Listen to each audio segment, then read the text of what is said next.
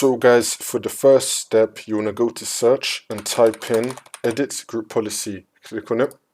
And now this will come up. Now once we're here, under computer configuration, you want to expand admin templates.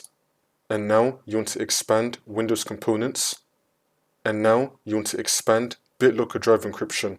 I'm going to make this a bit bigger so you can see. You want to expand BitLocker drive encryption. And now you want to click on operating system drives. And now this will appear on the right side. You want to open up require additional authentication at startup. Double click on this.